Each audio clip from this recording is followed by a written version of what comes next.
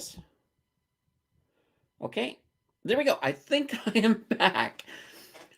I think I pulled a high rye, and I actually came in on mute because I noticed that my button was flashing. So now you guys should be able to hear me. So once again, welcome to this week. What a week it has been. This is great. Vic is loving this because as he's watching the ads, that's when this little mishap has happened. So he doesn't have to watch it at all. So he'll be like, he may not even know what happens unless we tell him. I think he has 90 seconds of ads, so he's still not even here yet. But anyway, we'll get to that in a moment. So this has been a fantastic week. A lot of stuff has happened. We got a lot of stuff to talk about. We got a lot of stuff in the news. Yeah, it's just fantastic. And look at the chat. You guys are just owning the chat. Even before we started, we had Terry Crow being first, number one, coming in with, okay, let's have a good, clean game and keep your sticks on the ice. Hello, gang. Hey, Terry, it is good to see you. And I replied to him. I said, aye, coach. So there we are. Lisa's in the house. And now this. I just wanted to point this out here. Since there's a lot of channel members right now, this is what a super chat looks like, but this is not actually a super chat. I think it's roughly once a month. They let you do one of these promoed, I don't know if I would call it a promo, but one of these highlighted messages. So when you go down below your post a comment and you get that little dollar sign, that's where you normally go to buy like super chats or to gift memberships. But there's usually another little option in there if you haven't used it already to send out a little highlighted message like this. So it makes it stand out. I think you've got one a month when you're a channel member. So feel free to use those. They stand out and they're kind of cool. I like looking at them. So anyway, I used my free one and, just to demonstrate it. And of course, here's Vic. Vic is in the house. He is freezing in Alberta. And he wants to send it my way. Holy banana bread. Vic, it has been really cold here, as I sort of mentioned in the chat. This all happened before the stream even started. But yeah, it has been mighty cold here. And we've got a lot of snow. Like we had couple of snow events in the last week. So we're definitely feeling the burr, that's for sure. Prairie is in the house saying, afternoon all. Winterpeg is in a deep freeze also. Oh, dear gosh. Yeah, I think all of the prairies right now are feeling a little bit of that polar vortex is finally starting to push down this year. And let's see, Jonathan's in Halifax, and it's 5 degrees and sunny. Geez, Jonathan, rub it in, rub it in.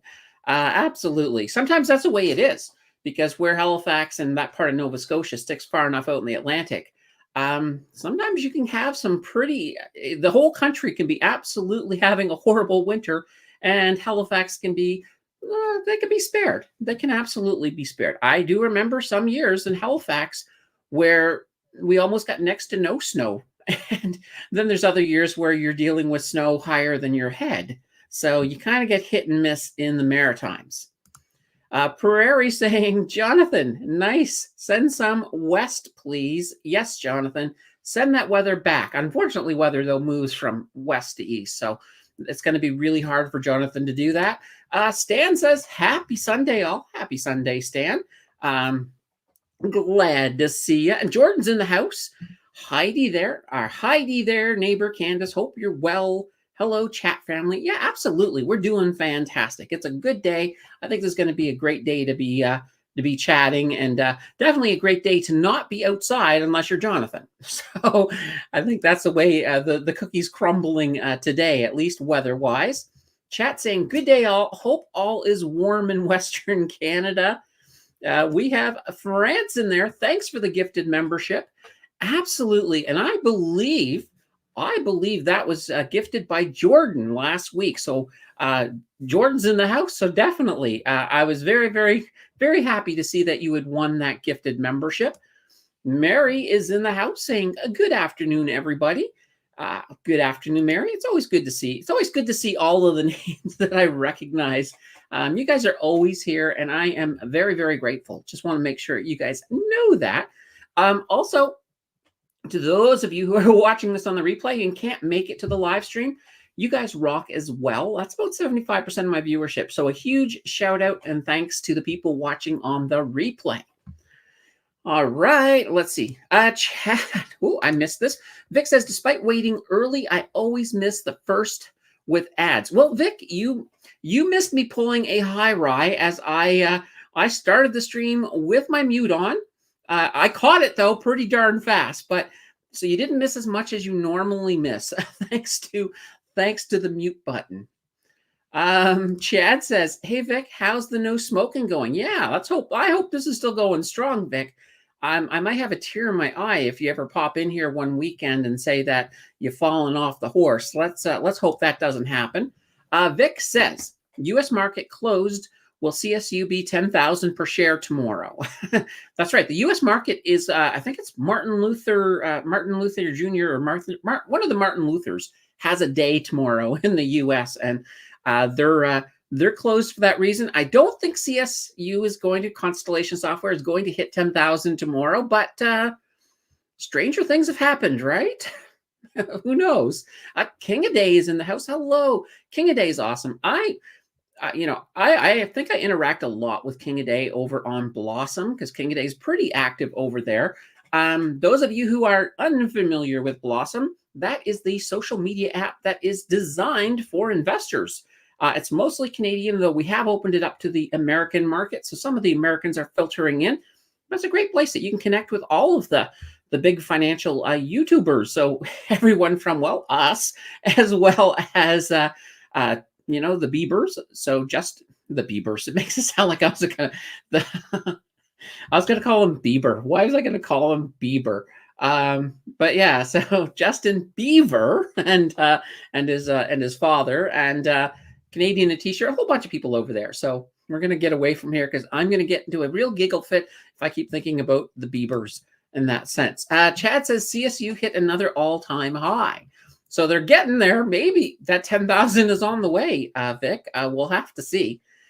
Ian says plus 30 where I am. Ian, nobody likes you. Not right now. Now, Ian is actually down in, I believe it's Colombia. So definitely very warm where Ian is. And I imagine there's probably some humidity down there. So, stay cool, Ian. That's what I would definitely say. Vic's update is, yes, smoke-free. Gave my lighter away. No smokes either. Well, perfect. Well, if you're going to be smoke-free, you don't want to have them on you. So yeah, that's fantastic, Vic. I am very proud of you. Keep it up. This will definitely be your year if you, if you keep on this track. That's for sure. Chad says, "Nice, keep it up, Vic." And Ian says, "Well, do." Mr. Red Taco is in the house. Negative 36 wind chill, almost t-shirt weather. Yikes. And it's funny. I one of the things I will point out as being somebody who's lived from coast to coast, I would rather be in a minus 36 wind chill in Alberta than a minus 10 wind chill in Halifax, just because of that moisture. I find if you get moisture in there, it just goes right to the bone. Ian is saying, "Well done, Vic." Yeah, absolutely. And Vic says, "I will be saving money." Basically, a pack would be what I'd pay for a buy and sell on RBC Direct Invest. Yeah, wow, that's fun. And we got Gary in the house. Hello, Gary. Good to see you. And he's wishing everybody a good afternoon. We have Vic. We have Vic in the house. We already know we have Vic in the house. Vic says driving for a bit, so have to focus on. I hope. Vic, focus on the road. And I hope, I think you're being funny there with that. I hope.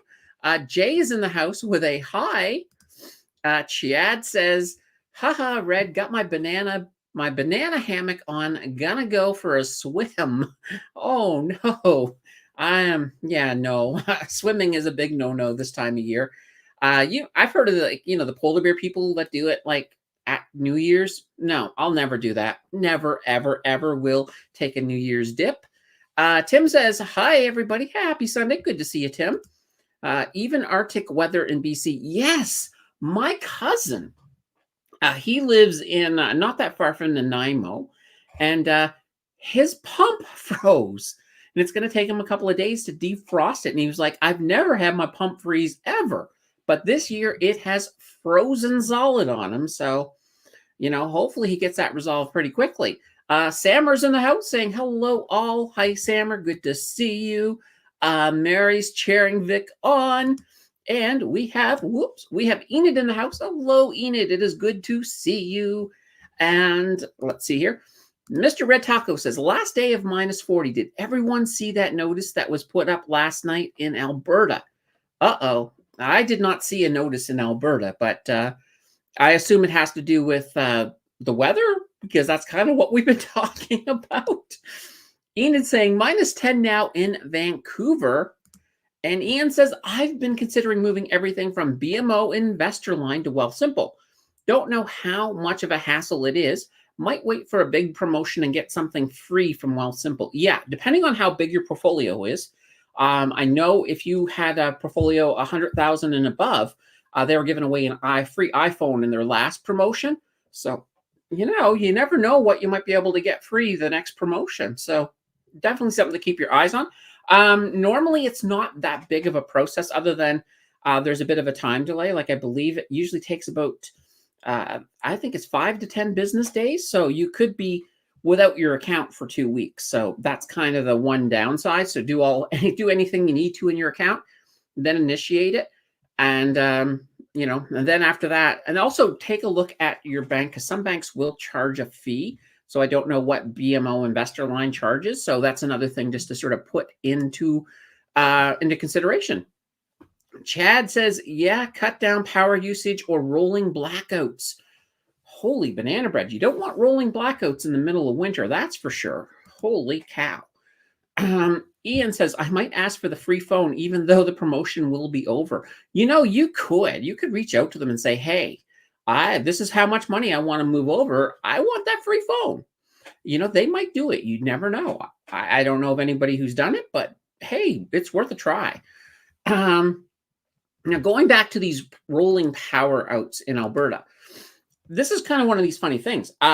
Years ago in Ottawa, the first time I lived in Ottawa, I moved into a place. I was all happy. I was renting it from a private person, so it was a house. And, part of my rent included electricity. But apparently they didn't pay the electricity. In the middle of the winter, they cut my electricity. So basically, I reached out to the electric company, and they were like, until your landlord pays the electric bill, there's nothing we can do. But they were nice enough to let me know when the power comes back on, because they couldn't shut it off permanently because of, pipes and things like that. So it basically came on roughly, maybe for about a half an hour every couple of hours or so. So they gave me the schedule so that I knew when those half hours were. So I could, for example, have a shower and things like that when we were in one of those windows. But yeah, one of the worst renting experiences I think I ever had. Eventually the owner of the place did get the power back on, but nonetheless, I had lost all faith at that point. Mr. Red Taco says, yeah, government put out online and text alerts to turn off, unplug unnecessary usage because of high demand to prevent those rolling blackouts. Wow. Yeah, that's pretty intense. Let's see. Wealthsimple promotion now, $500 for $100,000. Is that all? Well, that's kind of cheap. I mean, because before they were going to give you a free iPhone, and that's like more than $1,000. So that's I don't like that promotion, Mary. Don't like it at all. Chad says Tesla's in Alberta due to cold weather only getting half the mileage too. Now my question is, if everyone went and bought an EV today, what will happen to the grid? That's probably not the greatest question to ask. Here's my my coffee in the Starbucks mug. It's not Starbucks coffee, but it could be Starbucks coffee if Starbucks is willing to sponsor me. But I somehow doubt they will. But I can still talk about it. Change Despair says, "Eeps, I'm late." Yes. Well, that's okay. We haven't started the news yet, so you're not late. You're not late. It's just been banter, and people have been busy in the chat, so there's nothing wrong with that. Ian says, if BMO charged me to get out and Wealthsimple did not cover it, I would cut ties with BMO. Been a customer for 20 years. Yeah, no, absolutely. I have a feeling though, I think Wealthsimple, I would just reach out to them, see what they can do. See what they can do, see what they can offer you. Because that's the thing. It goes back to that Wayne Gretzky thing since we started the stream with a hockey analogy. But Wayne Gretzky's famous for saying that you miss every shot you don't take. So take a shot, see what happens. Maybe you'll score. Sammer says this mandatory EV by 2025 is completely nonsense.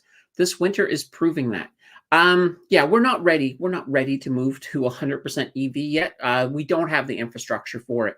So, and I think this is the whole thing. Even though the current government is putting a lot of pressure on moving there, I think once they get voted out in 2025 and we get the conservatives back in, it's not that they're going to throw EVs away, but I think they'll probably try to lengthen that out and make it a little more realistic for what the infrastructure can hold. I was going to say hodl, but I meant handle. That's when you think about too much stocks when you start saying hodl instead of handle. And Mr. Red Taco is putting in the hashtag Starbucks. Absolutely. Chad says, I agree. Yeah, with the EV issue. Ian says, I think they will cover transfer fees up to $2,000. Okay, that's not too bad. That's not too shabby at all. Chad says BNS charged him $150 to transfer out to Wealthsimple. So hidden fees. Now Perlova says Wealthsimple covers up to $150. So definitely talk to them and find out exactly what they're willing to do. Because it seems like some people are getting better deals than others from the sounds of things. Ian says, they charge me too much to buy stocks. $10 a trade. Oh, wow. And 10 UDS if it's an American stock. So yeah, $10 American if it's an American stock. That's crazy. All right. All right, let's get to the first news article. We'll get that out of the way. I did change our little flash screen a tiny bit, so I put the image off of the thumbnail on it so it won't be so blank. But let's skip over to our first story. And of course, the first story is going to be that US Spot Bitcoin ETF. A few of you guys were called the date exactly, even 2 weeks ago. I think Chad mentioned January 10th, if I remember correctly. And, Chad was right. January 10th, we got those Bitcoin Spot Bitcoin the US Spot Bitcoin ETFs. So they approved 11 applications. I think there was 13 applications in total. So initially 11. So BlackRock got theirs, ARK Investments got theirs, 21 shares, Fidelity, Invesco, VanEck. And then, of course, the SEC still put out warnings, though, because they're not 100% happy, of course, with this. But I think they kind of had no choice. They were backed into a situation where they really had no legal grounds to continue denying them. So they did put out a risk saying that, Bitcoin, here we go with Bitcoin again, to say that Bitcoin does come with risk and that, they want people to be wary of them a little bit. Now, the nice thing is the following day, Thursday, pretty much most of these were all up and available to purchase. So they were out there. Now, we did see, of course, a pump. We expected a pump. And we also expected to sell off. Now, here's the thing. I actually thought we were going to pump up to 50, sell off like just before 50, because a lot of times people love those round numbers for sell-offs. But we only pumped up to 49 before we had a big sell-off. And right now, I think we're down in the 42s at the moment. So yeah, it was a pretty big sell-off. This is going to be one of these things. Some people are like, oh no, these ETFs are failures. They're not. They're there. We've got money flowing in. We had money flowing out. And now some of the money flowing out has to do with some of the management fees, because some of them have better management fees. I know ARK completely waived their management fee, so for 6 months. So there's a lot of interesting stuff in play. We also still have, of course, the halving coming up. So by the end of the year, that's when we're really going to see some of the prices where prices are going to be on this. So I think it's going to be really, really interesting. Now, some analysts have actually come out and said that they believe the ETFs could draw basically 50 to $100 billion this year. Although I think I think the average that people are expecting is around 55 billion over the next 5 years. So we'll have to see which it's going to be.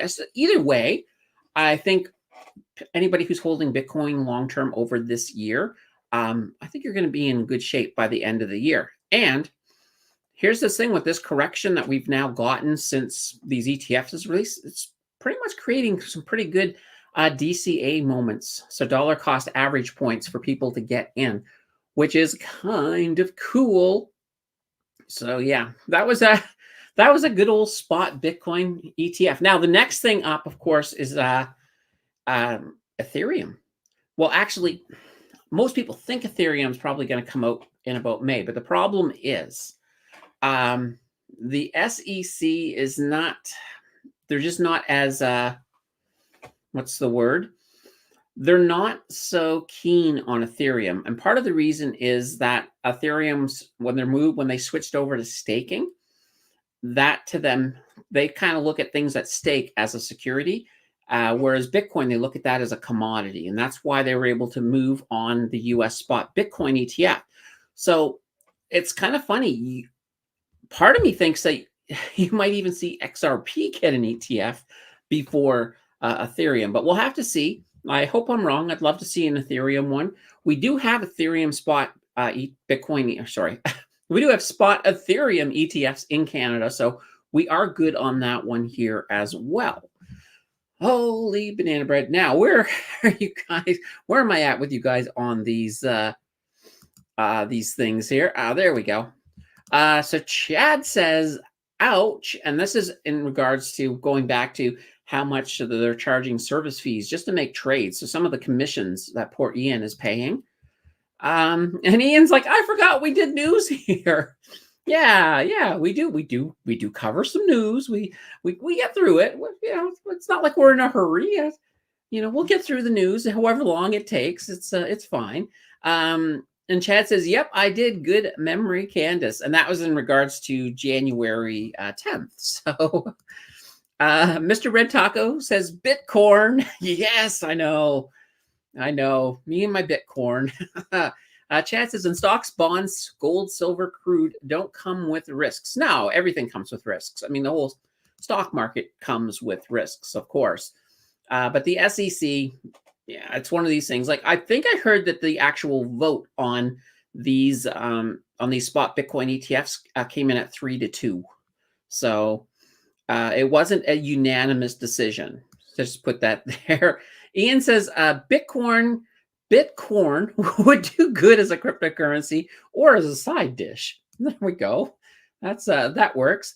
Sammer says, I'm going to swap a BTC for a US ETF, maybe Fidelity or BlackRock, 1% MER on the Canadian side and 0.25% on the US. After 6 months, free fee. That's not a bad idea. Yeah. I know the Purpose charges 1%, or if you go with their covered call one, it's 1.1%. So definitely not a great fee, but yeah, it is out there. Now, we do have some other companies as well that have I'm trying to think who.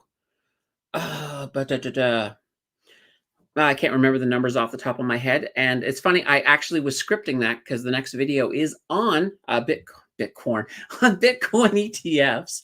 But yeah, there is definitely some cheaper ones in Canada as well. So, and I'll look at those here up in a moment here for you. Let's see. Grayscale original investors wanted their capital back. That's probably true. Absolutely. And I think that is part of what we did have happen here. All right, give me a second. I'm looking something up here for you guys because I know I have it. There we go. Let's just take a quick gander here. So we also got the Evolve ones, and their management fee up here is 0.75. Now Evolve just simply has an EBIT, but here's one I did like. So CI Galaxy. So the CI Galaxy ones, so for example, if you want the unhedged one, BTCX.B, they've also got BTCX, and they've also got a BTCX.U, which is your American version, so with USD. But, excuse me, oh, probably need to have a drink there.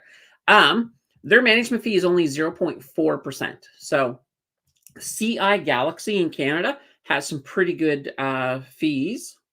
Time to have a drink here. If I'm going to start coughing, I need to have a drink. Because there is still a lot of talking to do.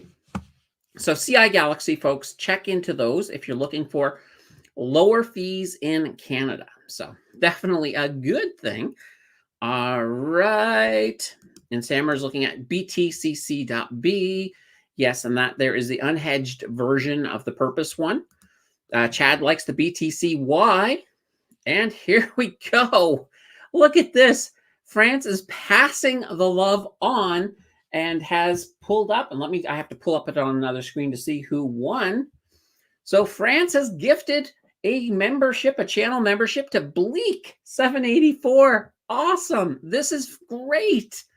I love it. It's like a train of love. It went from Jordan to France to Bleak. There we go. So maybe Bleak, maybe your turn is next, Bleak. We'll just leave it at that. Jersky Beef is in the house. How are we feeling about ETC ETF now? The ETC ETF. I don't know how I feel about that one. Let me just take. Okay, so we're talking. Okay, there we are. I knew that I recognized it. So that one there is, it's from Evolve, and it's a cryptocurrencies one. So it has a little bit of everything in there. I haven't looked a lot at it, Gursky, but I think right now, where we're looking at a surge rate across cryptocurrencies in general, I don't think it's a bad one to take a look at for sure. In fact, it's probably not a bad ETF. I have a feeling, because here's the thing: whenever Bitcoin rises, and I'm looking at Bitcoin rising this year and into next year, everybody rises as well. It's like that tide, right? That tide brings up all of the boats that are in the harbor. So, yeah, ETC. I think I like it. I'd have to look a bit deeper into it before I dropped anything on it, but knowing what they do, I have a feeling they're going to do well. Let's see. Chad says, I have the fees written down.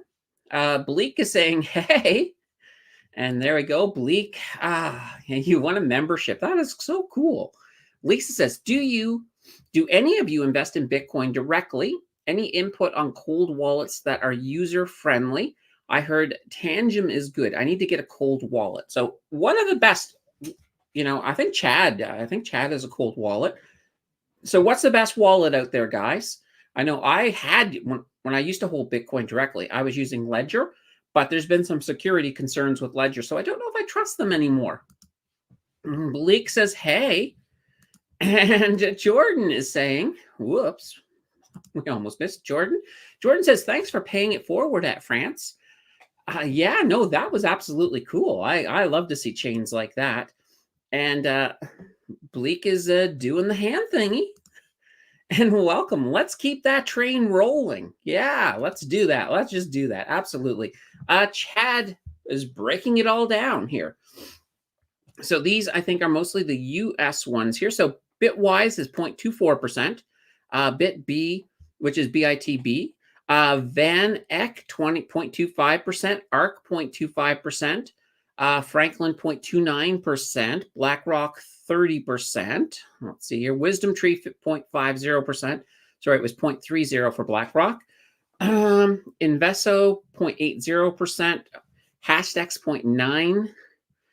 Look at that. Grayscale, 0.15. That's a little bit high. So now Sammer's in with the Tandem is good. Trezor is also good. I have Trezor for a while, and so far so good. So yeah. Now, Sammer, between those two, which one is the easiest to use and set up? Because I think that's what Lisa was looking for as well, is which one's easier to use. So, just one of those things to keep in mind. All right. We still have more news. Let's bring up the next news story, which is the CEBA deadline. So CEBA, that's the Canadian Emergency Business Account Program. So this was one of the supports during the pandemic. They were called CEBA loans. Just pull that back up here. Excuse me. So one of the supports in the pandemic were called those CEBA loans, so Canada Emergency Business Account Program. So in a nutshell, if you had a small business or a not-for-profit organization, you could have applied for an interest-free loan. So initially they were $40,000, but they did expand it up to $60,000. So if a business were to fail to repay the loan on time, or if they haven't arranged a refinancing extension with their bank, they basically forfeit the chance to have up to $20,000 of that loan forgiven, because that's part of the whole deal. And additionally, they'll then start incurring interest on the remaining principal amount. Now, the date is coming up really fast. It's January 18th, so in 4 days. So according to the Canadian Federation of Independent Businesses, they ran a survey, and nearly one fourth of everybody who was surveyed said they can't afford to do it. They just simply do not have the funds to be able to pay back these loans at this point in time. And they're likely to miss that repayment deadline, which means that they then lose that $20,000 being written off as well. So that becomes kind of a bit of an issue. So not so good. Now, the businesses in particular, what they're asking for is they just want the date extended so that they can continue to get back on their feet before they have to pay it back. Because they're saying otherwise we're looking at a big disaster for a lot of these small businesses. Restaurants Canada, so they're a not-for-profit organization that sort of looks at restaurants in Canada. They said that January. What did they say? Oh, they said that January 8th, that the looming deadline could prove disastrous for their sector. So they're basically saying that we're in a situation where the restaurants are being overly hit hard by this CEBA deadline. So a lot of people are saying that if we don't extend the deadline, we're going to have a situation where a lot of restaurants may go out of business. A lot of small businesses as well may also have some serious troubles. So here's my question to you guys. Should we extend it? I mean, because, it's not like these, when they took the loans, they were given these deadlines. They knew them ahead of time. But at the same time, they probably thought things would get a little bit better, a little bit faster. Inflation sort of turned that on its head. So it's just an interesting thing to sort of think about. But anyway, yeah, so that's what's going on with the CEBA deadline. Now, Tim Danter actually pointed this one out to me. So yeah, it's definitely an interesting situation with the restaurants and with some of these pandemic loans. I mean, we still need to, definitely 100%, I feel like we still need to get that money back. But, I would almost say, this is, if it were up to me, I would do more of a case on case, sort of like, okay, let's work individually and, see with the companies that can't meet the deadline, and see if an extension is viable or not. But, that's kind of just the way I'm looking at it. All right. Mary's throwing in Newton. So Newton is another possible hardware wallet. Chad says Trezor, user-friendly for Canada. Okay. So Chad seems to really like this Trezor. So that could be very interesting. Let's see. Lisa says, thank you. My friend says he wants to get CoinKite, but I don't hear much about that one. I've never even heard CoinKite personally. So yeah. But I have heard of both Tangium as well as Trezor. So those are definitely ones that you're probably going to have more support and more documentation online in case you get stuck. Sammer says Tangium is pretty new. It's really easy to set up and use it. There we go. Absolutely. Now, here's the thing too, Lisa. Let's say you've got those two, so maybe Tangium or Trezor. See if you can find a YouTube video on somebody setting up both of them, and then you can take a look at them and say, oh, you know what? This one does look a little bit easier, and I think I can handle that a little bit easier. So that's just one idea to put it out there. And yeah, absolutely. Lisa appreciates all the help, guys. Thank you so much for helping out, Lisa. Sammer says Newton is good exchange, but is not a wallet. Yeah, so Newton. See, I thought Newton had a wallet, but it might well be what we would call like sort of a warm wallet sitting on a line. But keep in mind, and here's this thing: like when it comes to crypto, like if you don't have a huge amount, it's probably fine leaving it on like Wealthsimple or ShakePay or even CoinSquare. I think you're going to be fine. Like these are pretty big organizations, and you don't get. I've never really heard of them getting hacked. So not to say they haven't, but I haven't heard of them getting hacked. But when you start to get into some bigger amounts, so when you start getting into tens of $1,000s worth of it, then yeah, it makes a lot more sense to take it offline. But keep in mind, when you do take it offline, if you do want to make any moves, like if you want to sell some, you have to move it back online. So you'd have to transfer it back to an exchange to be able to make, to make some sales or things like that. Or if you wanted to transfer some to, let's say, I don't know, if you needed to transfer some to somebody for whatever reason, you'd have to do that through an exchange. Chad says Fidelity has Canada 1-2 FBTC Series L, just under $20 now per. Okay, interesting. Well, and Ian wants to know about CEBA. They could set up some minimum payment to keep an extension. Yeah, exactly. Something, make up at least make a deal with them, because we don't want. It's a situation where we don't want all of these businesses failing if we can help it, because when a business fails, that's going to start putting more people out of work. It's going to have other impacts on the economy per se. So yeah, I would definitely say let's have at least something in place so that they can pay it. And Lisa says, yes, I use YouTube for everything. Absolutely. Absolutely. I mean, it's beautiful to be able to use it that way for sure. So I definitely would agree with you on that. Chad says, and keep in mind, with these cold wallets, buy directly from the company that sell them, not from eBay or Amazon. Your keys could be compromised. Yes, this is a really good point. There were issues with Ledger at one point where you could buy a Ledger off of Amazon, but there were some unscrupulous people that they would basically buy Ledgers, and they would get the codes off of them. They would then repackage them and sell them on YouTube through their, through Amazon. So they would open up their own little store, and they would be selling all of these compromised ledgers. And of course, you buy one, you throw a bunch of Bitcoin on it, and they've got your codes. They can get in and they can steal your Bitcoin. So you definitely don't want to buy it off of Amazon or eBay or any place that allows reselling. So directly from the company is always the best bet. Absolutely. Sammer says, Crypto Casey has a YouTube channel and tutorial for Tangent. Yeah. Those of you who've never checked out Crypto Casey on YouTube, she's fantastic. I do like her content, and I find that she's pretty good at explaining things. So if she has a tangent, then definitely check that out. All right. What is our next news story of the day? It's our good old US inflation data. So we did have some US inflation data that dropped. And in a nutshell, the CPI. So the CPI dropped. We were expecting it to increase by 0.2%. Unfortunately, it actually increased by 0.3%. So inflation came a little bit hot on the CPI, which is not good.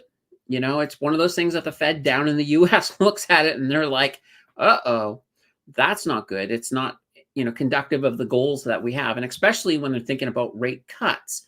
Now, luckily, the next day, the PPI came out, and it fell. They were actually expecting it to go up by 0.1%. It actually fell by 0.1%, which is fantastic. The core PPI was the same as what they expected. That did rise by 0.2%, but the Fed is definitely happy with those PPI numbers. Now, the next Fed rate hike decision is pretty much the end of January. I think it's on the 31st. So That's coming up pretty soon, and that'll probably be a pause. There has been a lot of call that a lot of people, a lot of economists are beginning to think that there's going to be a rate cut in the US in March. So we'll have to see. I was thinking more like May, but it would be fantastic. Watch the market. If we have a rate cut in March, watch the market. It could be an interesting month. That's for sure. All right. Lisa says, good advice, Chad.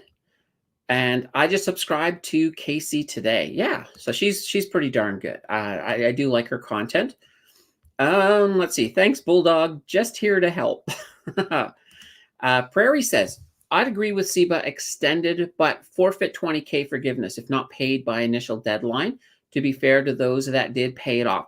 Yeah, I can see that. Or you could set one new deadline. Let's say you gave an extension, but let's say let's say, for example, if you get one extra month, you can only get a maximum 15,000 forgiveness. If you take 2 months, 10,000, 3 months, 5,000, until you work it down to zero. So maybe there's something that you could do that way, but we'll have to see. That date is coming up, and I haven't heard of any compromise yet on that. So you never know. Next week, we may have more information about that as to whether or not they're going to do something about it. Okay.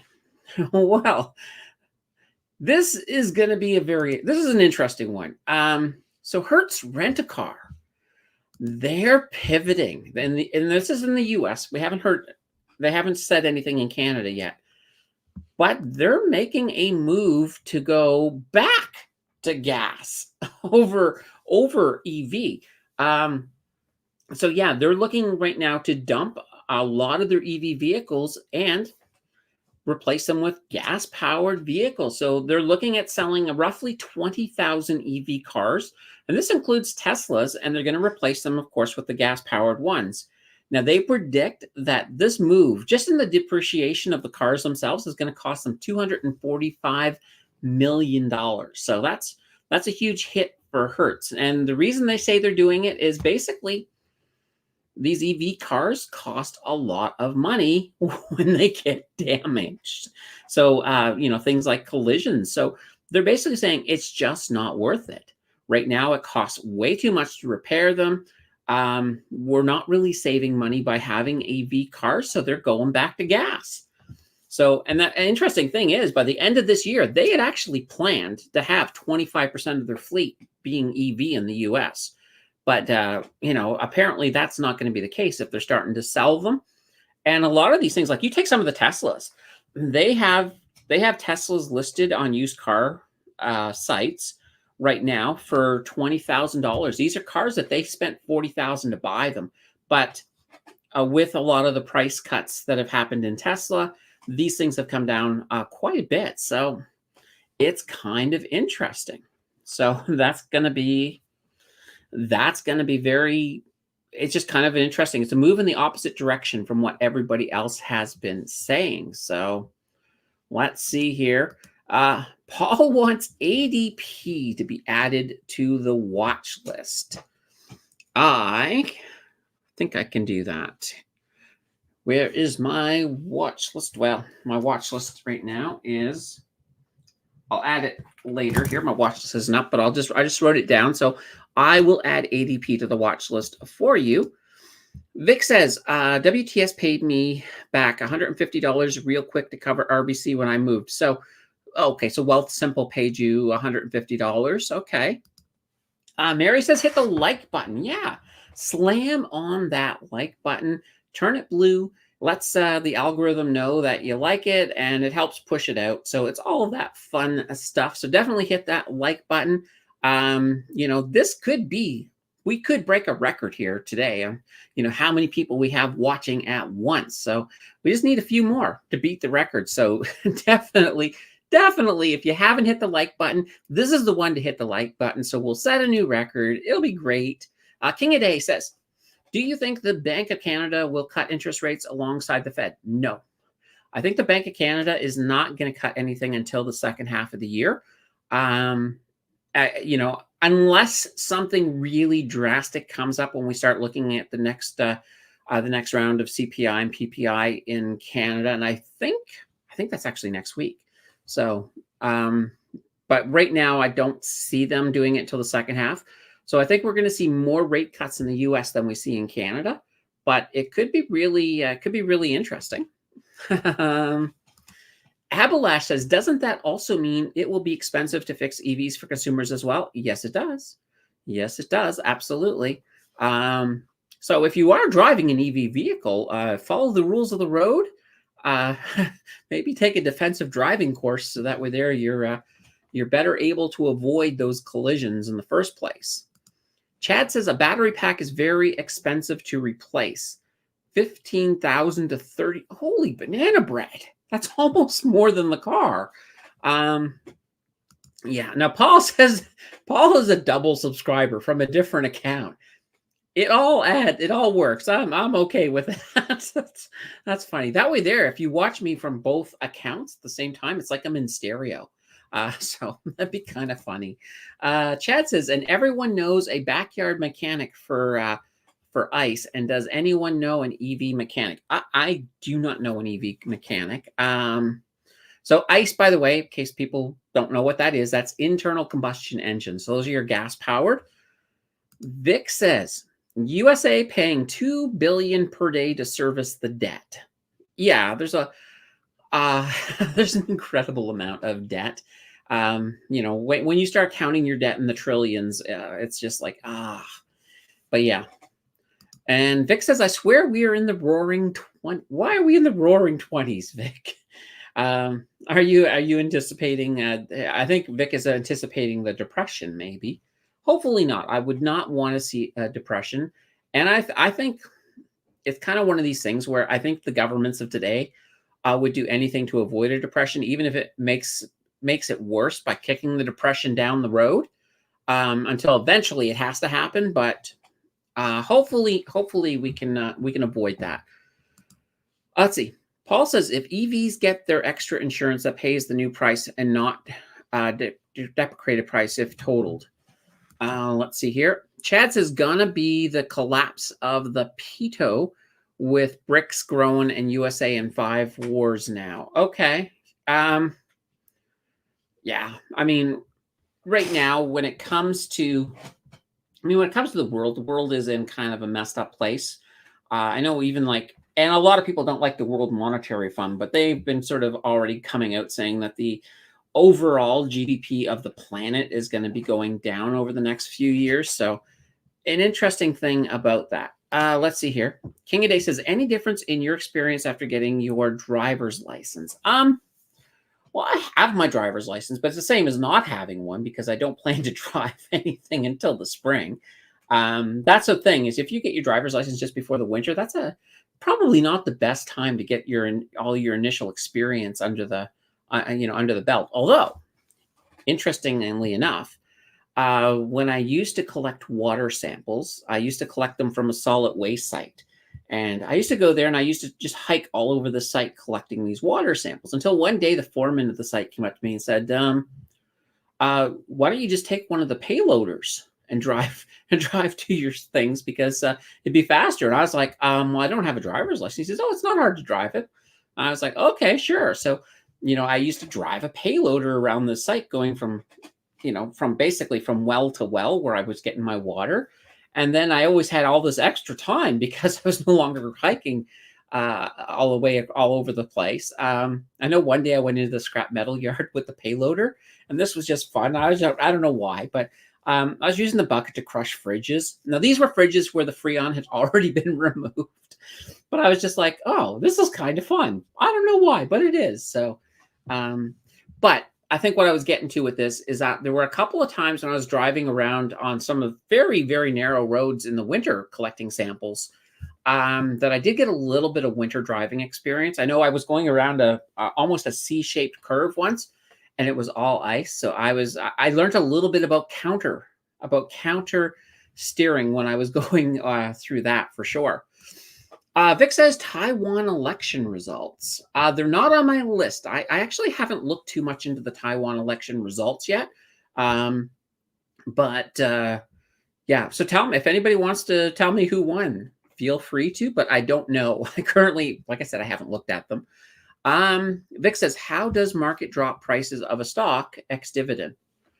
All right. Well, basically, in a nutshell, so if you have dividends, they get declared, of course, they get declared, but then they're not technically they're not official until you hit the ex dividend date. At that point, the money, so whatever the total finance is for what's being coming out. So let's just say, for example, let's say you had 1,000 shares and you were giving out a 10 cents, a 10-cent dividend on each of those shares.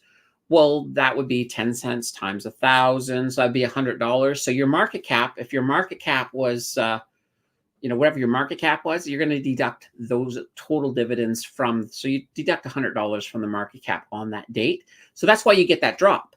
And that's at the open.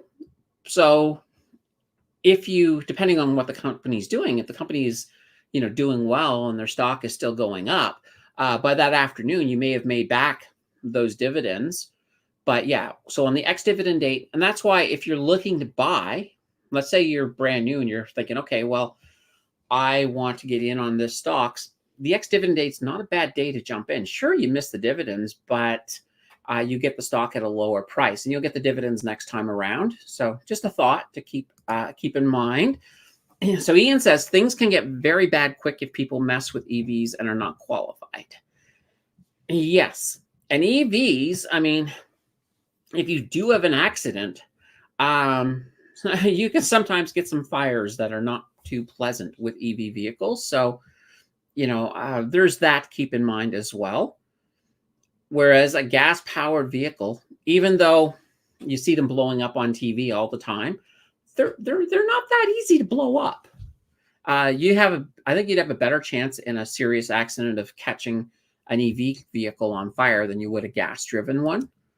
Vic says, thought TD dropped ex-dividend, but Brandon Beavis's dad said there were other reasons. Maybe it boils down to that. Yeah, if you've got a couple of things happening at once, so you could have an ex-dividend day. It's going to drop because of that. But if there's other stuff going on, it could drop a lot further, right? And so it's not entirely the dividend's fault in that case. It's more or less whatever's happening in the market on that particular day. And I don't know exactly what was going on TD on that day. But yeah, it's kind of like, I guess what Mark had said, that there's probably some other reasons on that particular day. Or I'll give you a beautiful example of it going in the other way. So when I sold out of my YTSL, so that was the purpose high yield Tesla stock. So I sold right after. Actually, I sold it on the next dividend day. Normally you wouldn't, because something with a high dividend such as that YTSL is going to have a drop on that day. However, at the same time, Tesla had a fantastic earnings report, and that drove the price of Tesla up, which of course was, the underlying asset of the YTSL. So that drove them up. And so it ended up exploding, and I made a nice profit on it. I sold. I was like, okay, yep. And I stayed out for a while. And then, of course, after that, it did go back down. And the next few earnings reports were not very good at all. So, we'll have to wait to see what happens when Tesla finally recovers again. No, I do think Tesla has, they've had a few moments of nice growth in between, but we'll have to see till they get back to that point where they're like off to the moon again. So that would be kind of, if I ever get that feeling with Tesla, I will certainly drop some money in YTSL before their earnings report. But right now I'm not at that point with Tesla. Let's see. Chad says, won't depression more like a stagnation? So it's hard to say. Like, I mean, a depression and stagnation are kind of slightly different things. I think we have a better chance of seeing a stagnation than we do of seeing an actual depression. But with the depression, the big thing we need for depression is, well, we need a lot more unemployment. Like during a depression, unemployment is up high. Like we're talking like 30% plus type thing. And you can get a stagnation with much lower numbers than that. And a stagnation is basically a point where we get into a situation where inflation gets stuck, and it's not. Neither of them are fun. I would not like to see either, but I think stagnation, bigger chance that that would happen than a depression, and part of it is just our job market is too strong right now for that to even be something to think about. Petrodollar, I meant. Oh, okay. Tell more stories. Don't worry. I will always, if I tell all my stories, then I'll have none for other episodes, right? Don't worry. We'll always find some stuff. Prairie says contemplating a move on NTR, so Nutrien this week, down 39 cents for March 2023. Thoughts? I do like Nutrien long term, and I think that they're gonna do well. I don't know when they're going to pick back up, though. That's kind of the issue. However, I think where we're at right now, I definitely see it going much higher down the road. Now, maybe definitely by the end of the year, I think it'll look better. And I think going into 2025, it'll look better. So I would say if you're thinking about buying it, maybe set it up as a dollar cost average instead of sort of jumping in all the way, and just sort of see what happens. Chad says, glad I sold my TD, dropped $5 per share last week. And I think that's what we're talking about with the, was it last week? I think it was last week. Vic, you'll have to correct me if I'm wrong. Was that when their ex-dividend date was? Because I don't hold TD, so I'm not sure exactly what their ex-dividend date was. But that may be the ex-dividend date and the other issues that they were having. Let's see, Chad says, yes, been eyeballing NTR at year low. Summertime when farmers spray their land, NTR will go up. Yeah, of course. As we get more demand for fertilizer, we'll definitely see a rise. But I think long-term food is going to be a big issue. And when I say issue, as in shortage of it, there's going to be big demand for growing as much as possible. So it's one of these things. I have a lot of faith in them. Holy cow, I'm so far behind on these chats. Vic bought your TD shares, chat, so you might want to throw him a thank you. Vic likes NTR and Mosaic. Chat, sorry about your luck, Vic. They're being investigated in money laundering. That'll do it. Corrupt bank, you don't say. That happens. They're all banksters. How's that news? I know, we're getting there. Vic. Lisa says, I work for one of the big three. We are starting to build EVs and have built hybrids for some time now. You would believe the safety training we had to go through. I would believe it. Yeah, I mean, what will happen, though, is as we continue working on technology within the EV sector, when we actually can create batteries that are not so expensive, and I think that will be us moving away from lithium at that point. There's a lot of things. I think that this is a good sector, and I think we'll improve it, but we just have to sort of give it some time here. Now, Enid says, Candace, what happened to the Canadian dollar? I said cut the rate, and Canada does not. So yeah, it's interesting to see what will happen to the Canadian dollar. So yeah, if the US cuts the rate and Canada doesn't, you'll probably see a little bit of weakness in the Canadian dollar. I don't think it's going to be a big major thing, because you got to look at the fact that their cut is based on the strength of their economy, and their economy can support that, whereas ours is not ready yet, although we're getting there. So I don't think it's not going to be like a major drop in the Canadian dollar. There'll be some weakness, but weakness in the Canadian dollar is actually not that bad of a thing, because every so often I hear people saying, oh, I wish our dollar was par with the US again. I'm like, no, you don't. You really don't want to be par with the US. I like to see our dollar around 75 cents. For me, I think that's as a sweet spot. I don't like to see it go above 80 cents, only because it makes Canada more viable for American industry and for American dollars to flow into Canada. So it's good for our economy to keep our dollar weak to a certain extent. Let's see. Chad says, Because it's in the USA, which TD bank trying to break ground there, and Americans, they're like banks, like their banks, not Canadian banks. Yeah, but you got to realize though, here's this funny thing about Americans. We can put something in the US and it can be a Canadian namesake, but most of the Americans will have no idea. And they will be like, oh, yeah, that's American. Like TD. Oh, yeah, that's American. That's American. They'll do that. I mean, Americans tend to sort of fall into that position where they just assume everything is American. So, yeah. Lisa says the amount of water required to put out a battery fire is insane, not to mention the PPE you have to wear if you work in the battery area of the plant. Yes.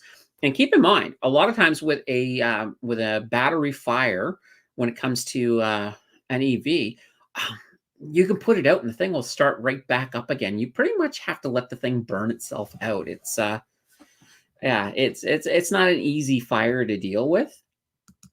And let's see, Chad says, big three EVs, there's only one, Tesla. Okay. No, I think, no, a lot of the companies are moving in that direction. So, and Enid said, what happens to the Canadian dollar if the US cut the rate and Canada doesn't? Okay, that's the same. I just answered that question, Enid. But I think it was because the last one, I had to sort of piece it together. Let's see, Vic says, funny to all the TD and BMO signs in the US. Yeah, I mean, they'll see BMO and they won't know what that means. They might think it's like the Bank of Mighty Oregon. I don't know. I mean, it's kind of a funny thing. Vic says, can buy public into Trans Mountain when government sells.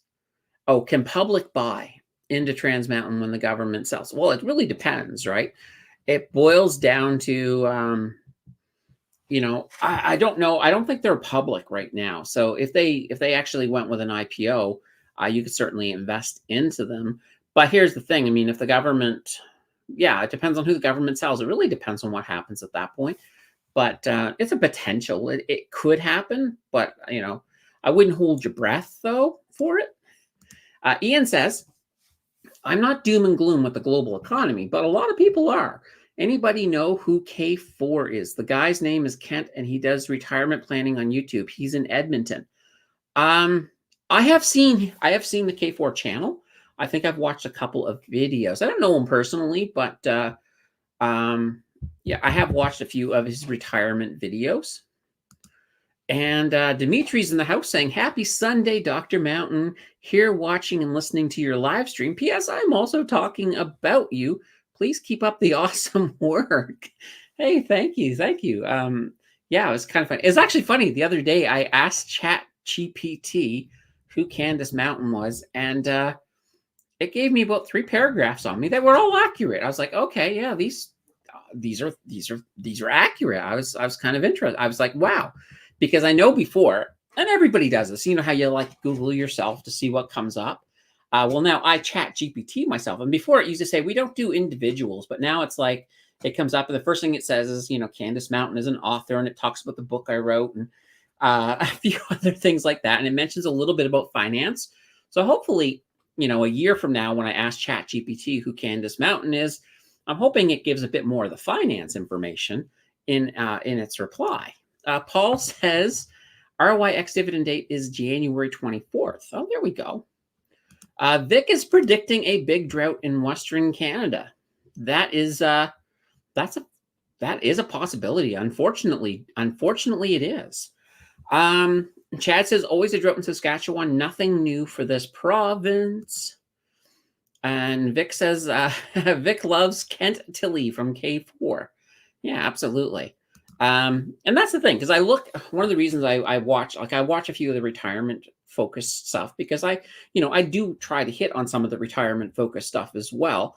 Now they're just 100% retirement stuff, retirement, where I dabble into it and I bring stuff into it. Speaking of retirement, my channel member live stream next Thursday is a retirement based one. That's what you guys voted for. So we're going to talk about income ETFs for retirement on that live stream. So that's going to be a lot of fun. And Terry's talking about that stagflation. Yikes. Yeah, I don't like stagflation. Ian says, Kent is my guy. He's more worried than I am about the economy. He knows more than me on the subject. Yeah, absolutely.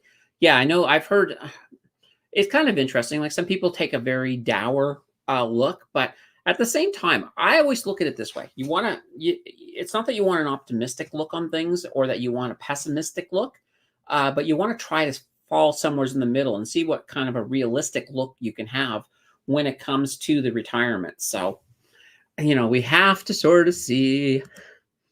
Let's see. Don't Bruins play at the TD Center? I don't know, but it wouldn't surprise me. Let's see, IT basics. Nice. I do have some IT basics. Oh, no, she was writing something else. Okay. Lisa says it basically has to sit in a huge pool of water for a long time before it goes out. Yeah, exactly. Exactly. That's kind of what I was getting to with those EV batteries. All right. Holy banana bread. We're getting there. Perlovia says, back to NTR. Heard on Bloomberg, potash coming in from other countries were affecting NTR. Not surprising. It's not surprising, but here's the thing. I still think they have a leg up on, at least on that sector. So I still see them as being strong, and I see them moving up overall long term. But there's going to be a lot of interesting things. So once the war in Ukraine ends, for example, and we start getting that kind of, what's the word for it? That cork out of the bottle when it comes to some of the food supply. You probably will see a little bit of a pullback on NTR at that point, but I still think they're going to rebound from that as well. And who knows when the whole mess in Ukraine is going to end. At this point, I don't think it's anytime soon yet. Vic says, Ian, let's get together in Alberta. We have some drinks and hey, don't send me the bill. Mr. Red Taco says, ask the Americans if they know Bitcoin. Maybe in Iowa. That might be their cryptocurrency of choice. This is the Bitcoin. Enid says, could you please add CSU to the watch list? Yes. And I'm just writing it down here because, CSU. I'll do that after the show. Lisa says, I know who Kent is. I watch him quite a bit. Enid says, I watch K4 on YouTube. And Vic is demanding a K4 and Mountain Finance cross collaboration. We demand it. Okay, well, here's what you got to do. Go over to K4 and let them know in their comments and say, you have to do a cross collaboration with Mountain Finance. Because, Vic, I have a feeling that all the channels that you hang out on,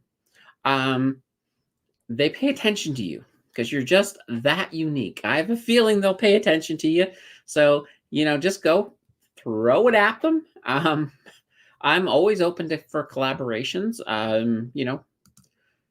Maybe it can happen. Paul says, starting to see people post their annual mortgage statements online. One paid $74,000 in interest and $1,600 in principal in 2023. That is absolutely bonkers. I do not like that. And the funny thing is, as these rates right now that are starting to come up in 2024 and 2025, it's going to get worse. And there are going to be some people whose amortization is going to put it even more slanted than this. Like you might see a situation where they're paying $80,000 in interest and negative something in principal.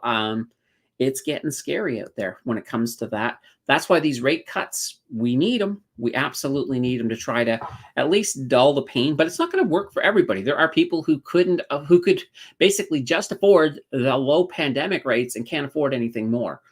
There will be people who are going to, they're going to run into foreclosures. There's no way around it, unfortunately. Chad says PE ratio for CSU is like 104 to 105 now, which too expensive, I think. All right, so you're thinking of the price to earnings ratio. It's high. It is very high. And if you look at TOI, it's pretty high on them as well. So, yeah. King of Day says, it's always fun to Google yourself and see what pops up. Yeah, it is. Absolutely. Let's see here. Lisa says Adam from Parallel Wealth channel is pretty awesome for retirement stuff. Yeah, I've seen Parallel Wealth as well. So yeah, there's a lot. I mean, there's a lot of good retirement channels out there, and I usually say is like, I do a little bit of retirement content, and I love your support on that content. But when you really want to get into the nitty gritty, sometimes one of these channels is good because you can go in there and just binge a whole bunch of retirement content if you want to. All right. Ian says, and I actually hope I have a playlist for retirement. I think I do. Ian says, I don't Google myself. There is a famous British nude gardener who shares my name. Yeah, absolutely. Absolutely. Yeah, you don't want to garden yourself. You don't want to Google yourself in that situation for sure. Vic is now Googling. Oh dear. Perlova, I heard the same, hence my second guessing. And Paul says, being retired requires spreadsheets to budget your money for the year. Absolutely. It's one of those things, if you don't know how to use a spreadsheet, I would highly recommend watching some videos on how to do that, because spreadsheets can be your friend. I use them for everything, to be honest. They're just really, really awesome. I'm a bit of a spreadsheet nerd, though. Vic goes, my Lord Ian, I can't unsee it. Oh, no. Oh, Vic, you weren't Googling yourself. You were Googling Ian. Oh, my God. How many people here are planning to Google Ian now that you found out there's a new gardener? I mean, I'm just kind of curious. Vic says, being retired means letting everyone know you are on a fixed income and complaining about the price of everything. Oh, dear. Richard is in the house from Montreal. Hello, Richard. Hopefully you're staying warm today. Let's see. Ian says, I'm not the other Ian from Britain. Okay. Chats in Saskatchewan, NTR is one of the purest and biggest potash suppliers in the world. China buys every 3 to 5 years from NTR. So there we know. And that's a beautiful thing. If you know China's about to make a big buy from NTR, you might want to get in before that. Vic says, back in the day, every Canadian portfolio has Potash Corporation NCA, now NTR and OVV. Yeah. Let's see. Enid says, Parallel Atom is good, but charges $3,500 for a one person or $4,000 per couple for retirement planning. Holy banana bread. I should just be charging people for retirement planning and make some money that way. But wow, that's pretty hefty. It's pretty hefty. But here's the beautiful thing. I will answer your questions for free. Just throw them in these chats and all of that fun stuff. Let's see. Second play I was contemplating this week was CTC.A. Thoughts, NTR versus CTC.A. So yeah, we're talking Canadian Tire versus Nutrien. Long term, I like them both. I really do. But I think long term, oh, see, I love Canadian Tire so much, but I do think it's Nutrien. But gosh, I do love Canadian Tire. Enid sounds fair, says Vic. Whose home insurance went up 33%? Yikes. And that's a big thing. Actually, here's the funny thing. Paul, let me pull up the next news story. It's called Blame It on the Weather. Only because Paul's comment is absolutely from this story. So with severe weather now becoming much more common because of, climate change, insurance companies are starting to increase their premiums. Hence that 33%. So extreme weather losses, inflation, and reinsurance costs have all helped drive those insurance premiums much higher in recent years. So they're still going up. Now in 2023, just to give you guys a general idea, severe weather costed $3.1 billion in insurance claims. So now, in addition to higher premiums, they're also revising some of their risk modeling. So there are areas, for example, that you used to be able to get flood insurance in, but now they're like, nope, not with climate change. That's now a floodable area. So you can no longer get flood insurance in that area. So that's kind of one of these interesting things that's been popping up, at least in the insurance industry. Hence why I had to jump to that immediately because of Paul's question. But yeah, I mean, I imagine most people's insurance Your home insurance has been going up over the last few years.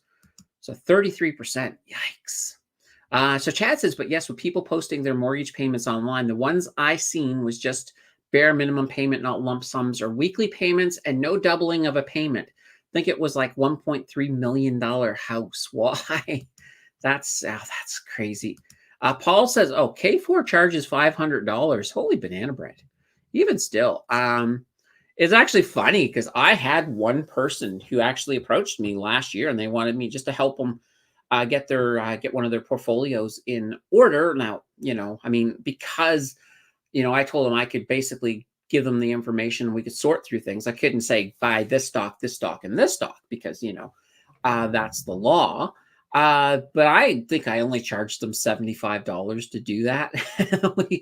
And we worked through. I think it was. I think we worked for about 2 hours on it. So, funny thing. Wow, I definitely, if somebody approaches me again and says, I want your help, I'm going to try. Maybe I'll charge more. $500. Holy banana bread. Chad says, why does one need $1.3 million house, big bills, and way over leveraged? But what do I know? Well, yeah, the house, real estate, housing, all of that is much cheaper in Saskatchewan. So, you could all be Chad's neighbors and pay less. Just putting that out there. Now, Paul is saying get Canadian Tire. So there we go. So Paul says Canadian Tire, and I say NTR, but only just. I do like Canadian Tire. Vic says, I was happy in my studio apartment, but mom's basement is the best, room and board. You can't beat room and board. And plus, if it's your mom and you're late on the rent, she probably will give you an extension without it getting too bad, hopefully. All right. Perlova says, might be wise to get a bit of both. And here, you know what? That's the best answer right there. Take a look at the both. Now, Chad says, Chad wants to sell my CTC.A, but it's down. Well, I think it's kind of funny, but I think when we get to the second half of this year, we're going to see a lot of these things that are down start to move in the right direction. So, if you definitely want to get out of CTC.A, Chad, I think you'll get your opportunity. Ina said, Square One Insurance is the most transparent and affordable house insurance. Okay, not bad. Jordan says, I don't know about you all, but our insurance rates went down this last renewal. Oh, wow. That's not too shabby there. Now, maybe as well, I think it comes down to a lot of where you're living, too. Because, right, when I get stats like this, like in that news article, it's usually an average price right across the country, right? So I think what's happening is maybe in areas where the weather is not so much of an issue, you might get some insurance coming down a little bit. And then on all of the rest of the country where insurance is a big issue, that's probably where we're seeing really big jumps up. Paul says, I have no claims in 35 years, 55 plus discount, credit check discounts for home insurance. The insurance agent said if I lowered my deductible, my rate would go down. I have to think about that. Yeah, absolutely. And that's the thing with insurance, right? They at least do reward you for a good record if you don't make the claims. Jordan says, also always go with a broker, never an agent. An agent works for the company against you in a claim. A broker works for you always. Oh, that's a good point. That's a good piece of information, Jordan. I like it. Lisa says, I just got quoted $2,000 for a retirement plan by someone local. Wow. That's a crazy amount of money. And here's the funny thing. You take somebody who is at that point. A lot of times, a lot of seniors don't have, $2,000 to sit down with a professional and hope, of course, that the professional's not an idiot, because there are some idiots out there. And, and I'm not saying anything towards K4 or Parallel Wealth. I know those guys have some pretty good content, so I suspect they're not idiots. But when you go local, I know, for example, I think I had one of my mom's friends at one point had a financial advisor who was an absolute idiot. And when the 2008 financial crisis hit, went and sold all kinds of stuff at a loss, trying to save her money. And then, of course, when it all rose back up, she ended up losing. I thought she lost close to $30,000 of her retirement fund because of that one investor who was just absolutely crazy. Prairie says sewer backup became a separate premium after after Winnipeg experienced a flood of the century in 1997. Yikes. Well, hopefully, with climate change, hopefully those floods of the century don't become the floods of the decade type thing. Ian says, I can't remember why I bought CPX Capital Power, but I did. Anyway, I'm going to have some dividends coming in next week. Think about buying more CPX or WCP. Your thoughts? I mean, I'm actually okay with both of them. I do like WCP though, probably a little bit more. So, or you could do, I mean, when you got the dividend money, you could always split it between the two. That's an option as well. Vic says, let's see, 10 stock portfolio, TD, CNRCP, CSU, Shopify, Enbridge, BCE, or TMG, SU, and there it is, Alimentation Couche-Tard, and Nutrien. So not a bad thing. Oh, speaking of deep dives, I did post up a new vote. So if you guys, after the stream, if you go over to the community tab, you can vote on who the next deep dive is going to be. I think right now Enbridge was leading when I came in here, but quite honestly, we're only a handful of votes in. So anybody could still win, and I think, yeah, I think it's going to be fun. I mean, I like all the companies that are up. So hopefully you guys get in there and vote for the ones that you like, and we'll see what happens. And keep in mind, if your company doesn't win, maybe it'll win next week. Because I did, where this is the first vote in the new year, I basically went with 5 brand new companies. So yeah, it's going to be fun. Paul says, I think that is what I paid for K4, $500, but some of their new videos say $750 for single and a bit more for couples, unless if you move your investments. Okay. Ian says, $500 include a team working on your file and a 1-hour consultation. Okay. Well, hopefully. I mean, and here's the thing. If you have done it,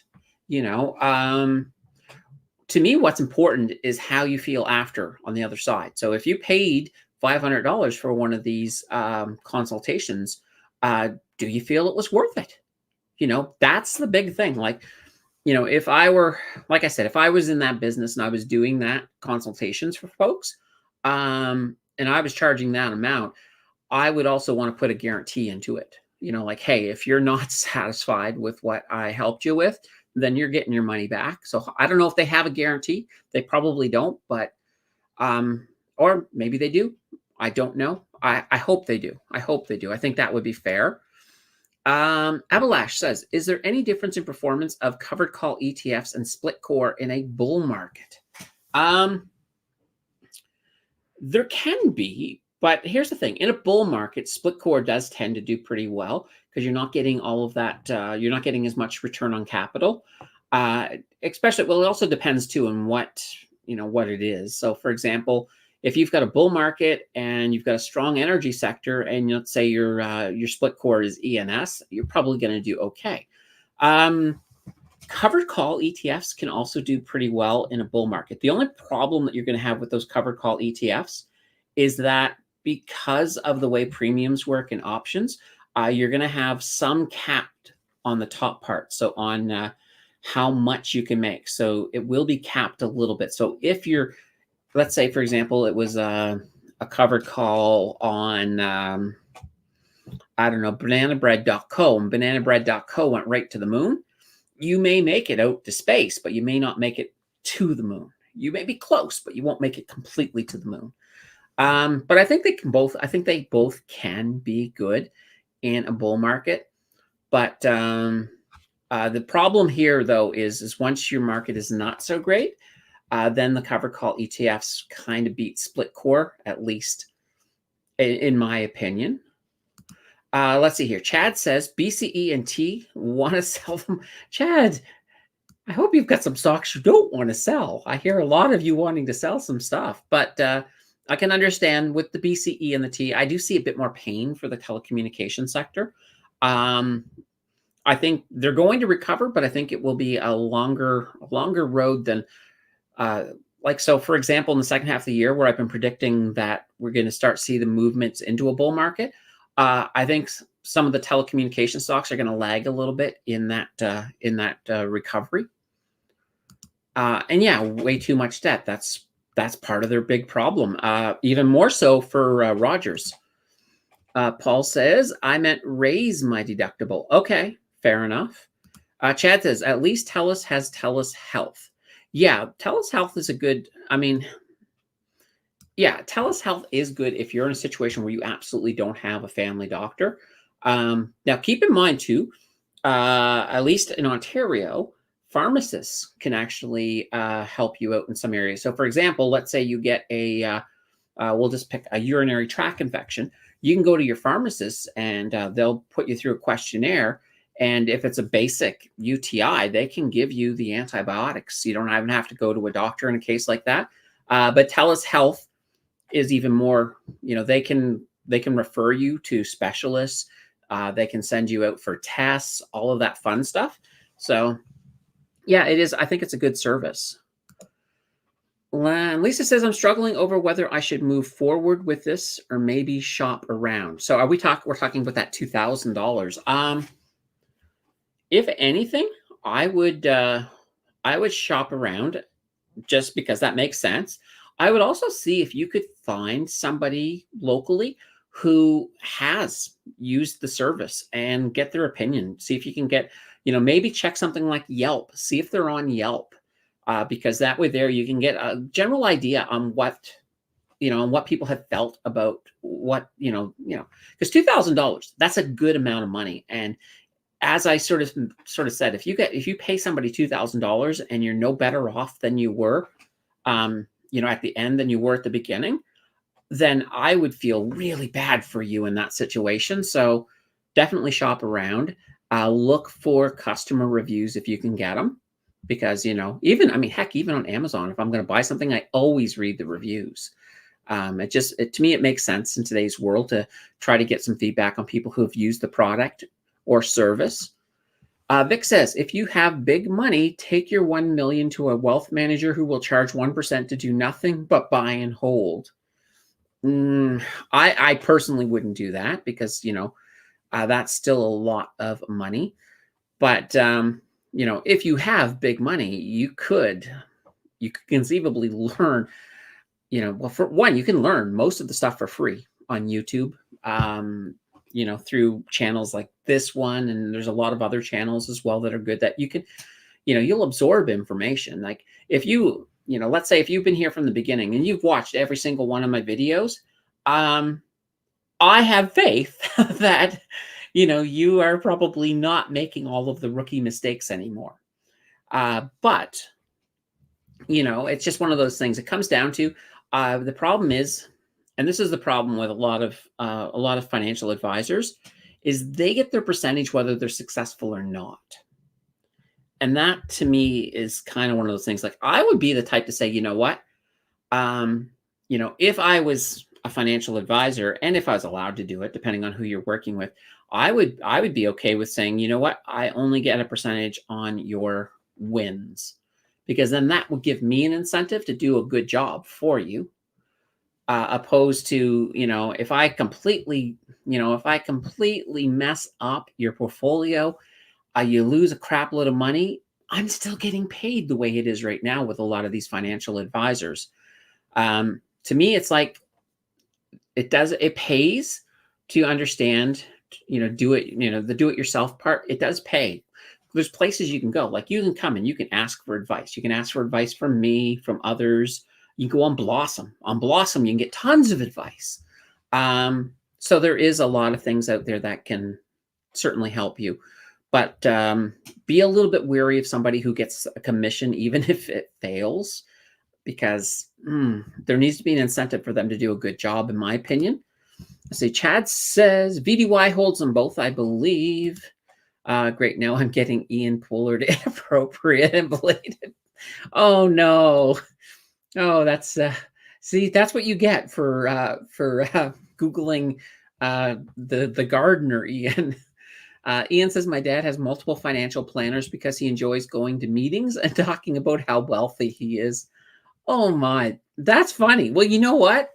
Maybe maybe it's worth it for him because, that's just a big financial ego boost. Why not? Let's see. And paying monthly dividends too. Vic wants to be adopted, Ian. Ian, can you and Vic, can your dad adopt Vic? And then the two of you could be brothers. Ina says, Candace, does National Bank charge for trading US stocks? Thank you. Yes and no.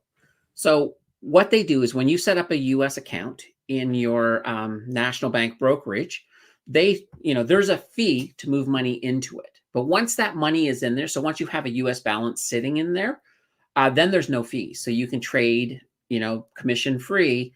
But it's just whenever you move from Canadian to US or from US to Canada, then there's a conversion a fee. And it's similar to what they have on like Wealth Simple. But once you have that money in there, you can trade as much as you want, and you're not going to pay any commission on it. All right. Lisa says, that's what I was going to ask. Paul, are you happy with the plan Kent made for you? Let's see. Money Guy Now, much better, cheaper, too, with sound advice. There we go. I should actually pop these up because if I forget to pop it up and I read something, people will be like, what the hell is she talking about? All right. Petro is in the house. Hello, Petro. It's good. Or Pedro. Hello, Pedro. It is good to see you. Paul says UNH dropped about $18 on Friday. Something about costs. It was the first thing in the morning, then stayed at the lower price the rest of the day at 521.51. Yikes. But also keep in mind, too, when you have the more expensive stocks, sometimes an $18 drop is not that big. You kind of have to look at it from the percentage amount because they will move more just for that simple reason. Perlova says, Prairie, I also like EIF, my hometown, Winnipeg. All right. And Jill says, sure, 1% sounds high, but if they are making you 7%, that's a good chunk of profit. Absolutely. But that's the whole thing. If they're not making you money, I don't think they should get that 1%, but they do. It's just the way the system is set up. But if they are pulling you off 7% and you're paying 1%, that is not that bad of a thing.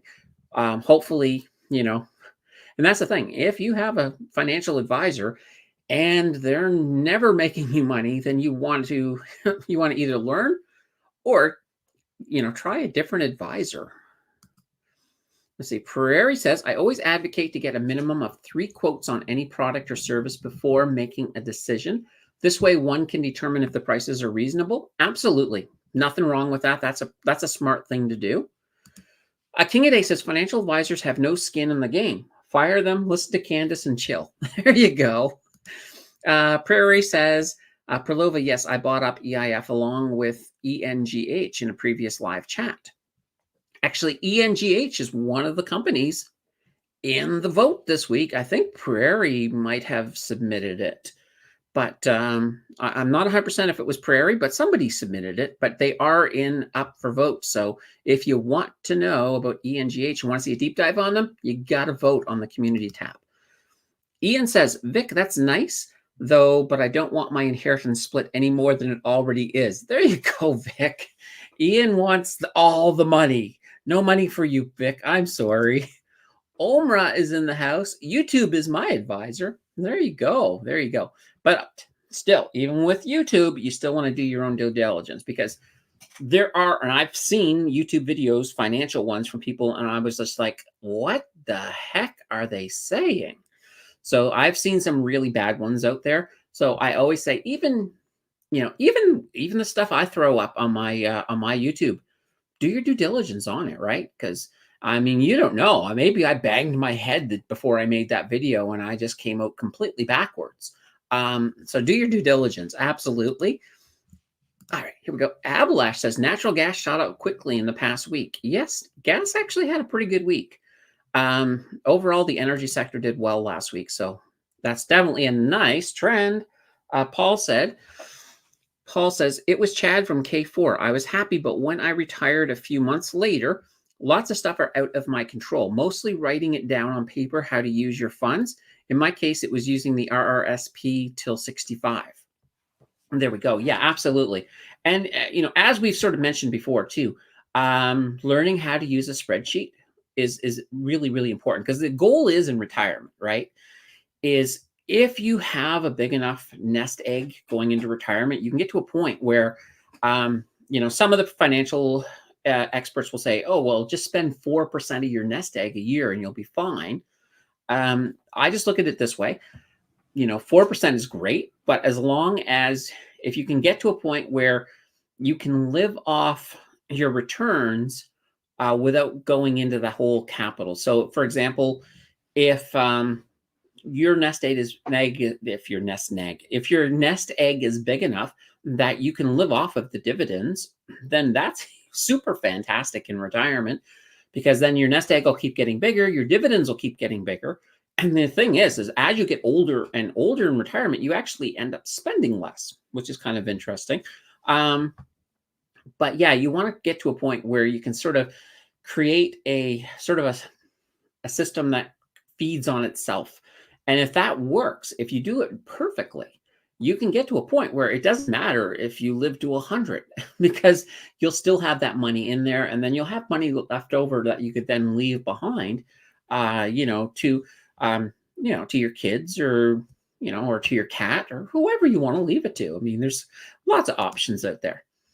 And Perry says, "Yep, it was me," and Perry voted for ENGH. Awesome. Yay, energy stocks. All right, now before I get to Paul's next question or comment, let's get another piece of that. Here we go. Another piece of the news out there. So productivity is sliding. So what's been going on here is that labor productivity in Canada has now declined for 6 straight quarters, and this is not good. So basically what labor productivity is it's a broad measure of real GDP, basically divided by the hours worked across the economy. So a stronger labor productivity is critical for an improved quality of life. And if it is on a downward trend like it is right now, it does make it harder for the Bank of Canada to look at rate cuts. And the reason for that is that when you're looking at wage growth on the higher end, so you know how the Bank of Canada said we want to keep wage growth below 4 to 5%, now, if you have wage growth of 4 to 5%, but you have a strong productivity, so productivity is increasing, then that's perfect. That would be consistent with hitting that 2% inflation target. But right now, we don't have them both moving in the same direction. So we would, if we want to have higher wages, we have to have higher productivity. Otherwise, it could be a bad thing. But we've still got lots of time to, to figure out how that is going to end. All right, and I'll just hit this next little story out because this is the fun little story.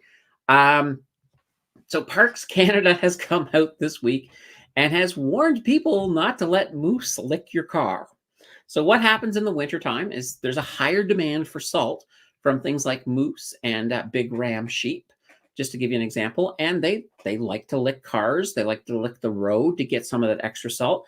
So according to Parks Canada, this is really dangerous for the moose because it could put them at higher jeopardy for, collisions from somebody who doesn't see that you stop to let the moose lick your car. And a lot of people do. A lot of people in the Rockies will stop and let the moose or the big ram sheep lick their car because, you can get nice and close with them and get a lot of great pictures. I'm guilty of this. I actually do have, pictures of big ram sheep that were licking cars in the Rockies. So it's one of those things just to sort of keep in mind. All right, we just got the crypto rounds, or the crypto, whatever we're calling it. I think I called it Crypto Corner. We still have that left, but there's not much there because we got kind of already hit on crypto anyway. Paul says, Chad from K4 said it would help a bit to get a part-time job in 2024 or 2025 to help pay down the mortgage faster. Our after-tax income is the same as working. We never had enough money when I was working. Okay, that's interesting. It really comes down to, and this is, once again, spreadsheets are perfect. You want to sort of look at things down. First of all, you want to look at, you want to have a general idea of what income you have coming in. And this is before a part-time job. You want to look at the supports because, for example, if you get a part-time job, you want to factor that into whether or not you have the GIS, so the guaranteed income supplement.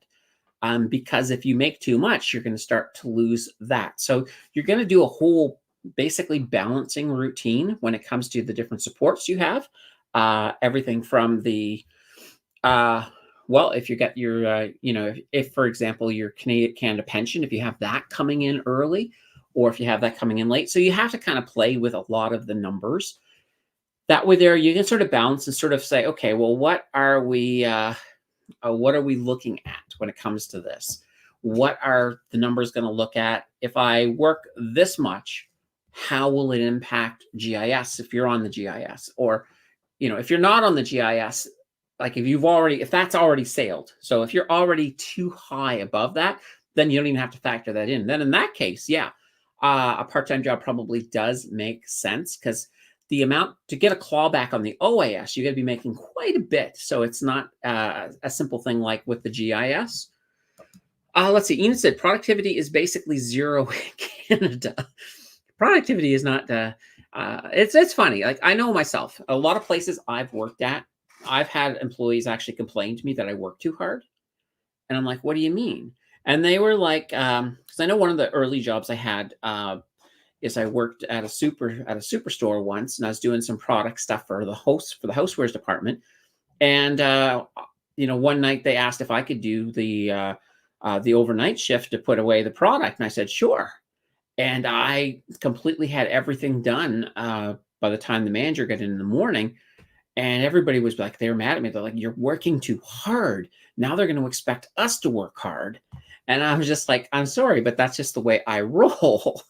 And hence I wasn't in that department very long before I got promoted up into management because of that work ethic. But there's a lot of people that want to figure out who go into jobs and they're like, "What's the bare minimum I can do without getting fired?"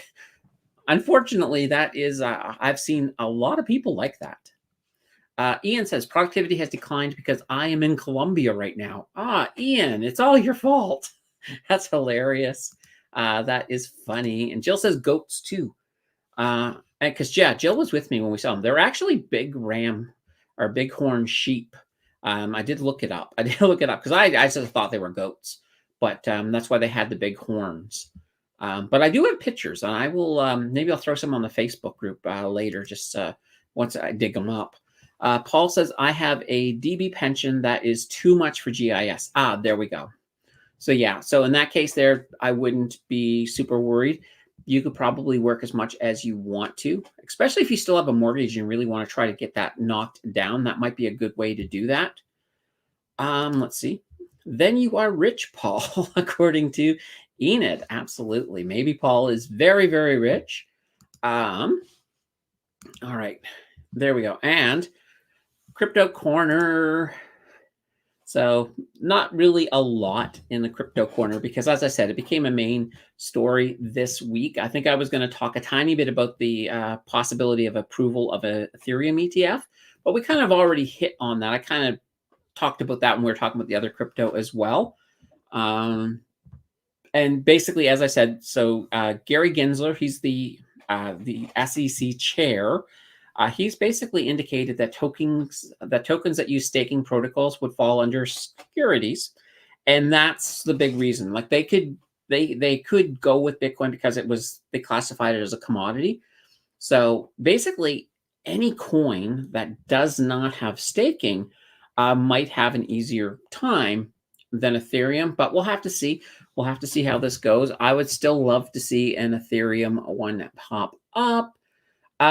So there's not a lot going on next week when it comes to things, other than in Canada, we do get on Tuesday, we get the CPI, and then on Wednesday, we do get the PPI. So that'll give us a general idea of what is happening. All right. So yeah, there we go. The news is all done. There we go. Remove that out of the way. Now it's just your guys' questions. We will finish those all up. Paul says, I received 15 months in lump sum wages, some taxed in 2023, some to RRSP, and some taxed in 2024. So 5 months in 2023 and 12 in 2024 using taxed lump sum. Then 2025 start using the RRSP. Okay, perfect. Now here's another thing too that a lot of people forget about with the RRSP.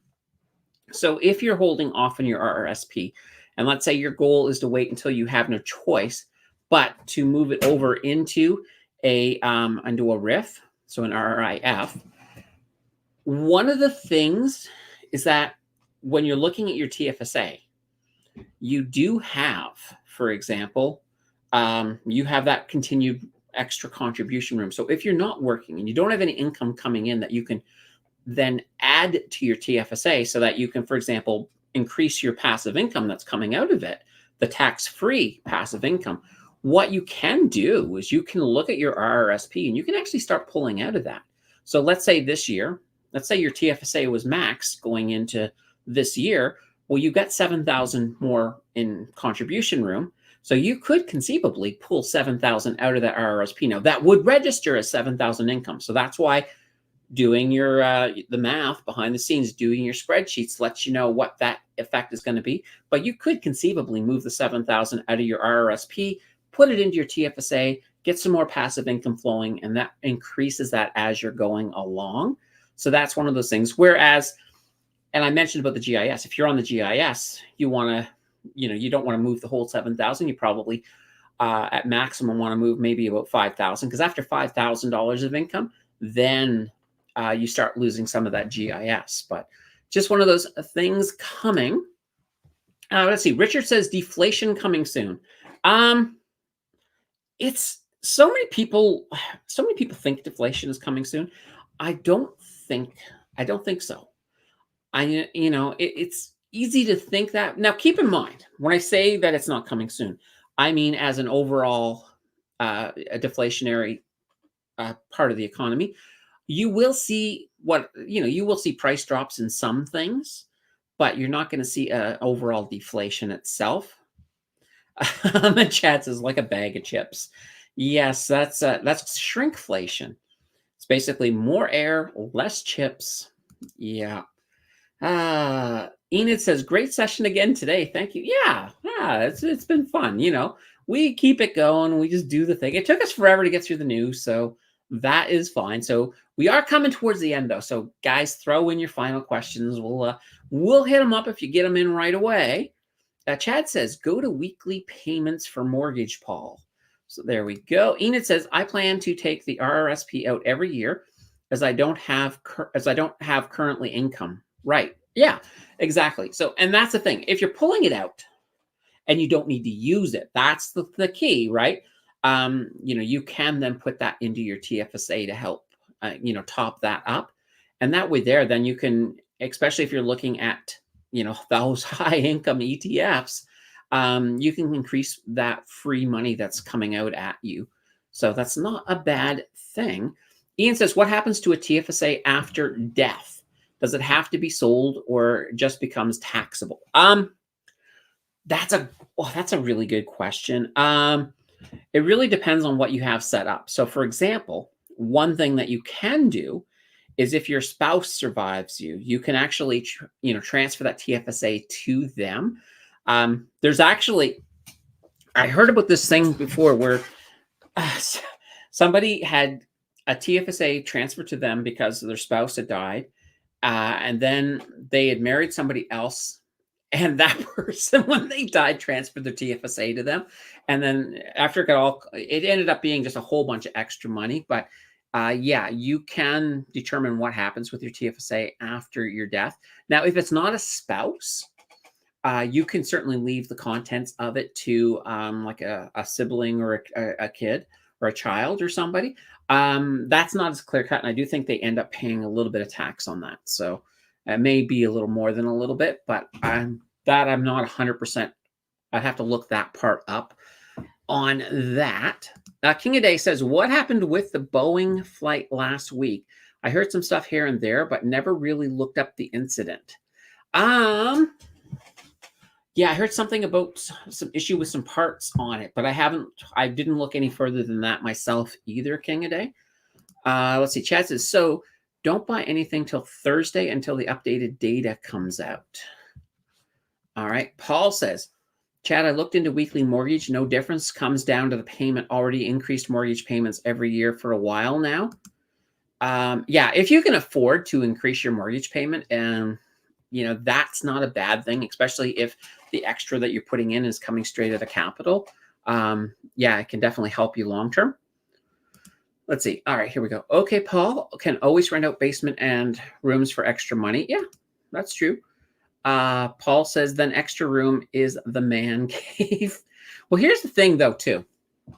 If you are a senior, and let's say, for example, you do have an extra room, here's the thing. As you get older, you don't want to, sometimes you maybe for your health, for reasons, you may not be a spring chicken anymore. Maybe you don't want to shovel your driveway and things like that. Well, you can always work out deals. And I told this to my mom. I said, look, rent out the room at a cheap rent, but they then, in exchange for the cheap rent, they have to shovel the driveway and do some of the yard work for you. So there's deals that you can find out there. And then you sort of get like you get a tenant slash landscaper slash laborer. So there are things that you can do. And a lot of people, I mean, if I, was young and out there and I just wanted, and I was living in a tent because I couldn't find a place, I'd be totally okay with doing a bunch of extra work around the house just so that I could get a cheaper rent for sure. Let's see. Well, then go out and get a part-time job. Yeah, there's nothing wrong with that. Whatever you do, though, Paul. I mean, this is what I always say. If you're retired and you are going to take a part-time job, try to find something you enjoy because, you've paid your dues. So if you can find, like, if you're very social, hopefully there's something you can find in that realm. You may not be able to go back into whatever it was you were doing before, but, find something you enjoy for sure. Absolutely. Paul says, Boeing flight, the door plug. There we go. So it was a door plug that popped out. Holy cow. Let's see. Paul said, last year increased $30 bi-weekly, cut 8 months off. That's not bad. Ian says, I rented out my basement and paid off the house early. Rent to students, less of a long-term commitment. Yeah. And that's always not a bad idea because there's never going to be a shortage of students. That's for sure. Chad says, can you will TFSA to a beneficiary? I know our RRSP has told cashed out and you pay tax 1 year after you're dead. Yeah, if like I said with the TFSA, if it is a spouse, you can transfer that to them. If it's not a spouse, though, it's a completely different thing. I do believe it gets cashed out. They pay some tax on it, but I don't know what those rates are. I should look those up. I should look those up and I should actually do a video on that. That's not a bad idea. You guys are awesome. Awesome that way. Yeah, so here we go. Look at this. We almost went 2 hours. This is kind of cool. And that's because you guys came with the questions and the fun, and you guys were active. So you guys all rock. Huge thank you for that. We'll be back here, of course, on Wednesday with the market close. So we get to ring the bell and all of that fun stuff. And we'll play with the watch list and all of that stuff as well. So I can't wait. So until then, guys, we will see you again soon. Take care and have a fantastic week. Bye, everybody.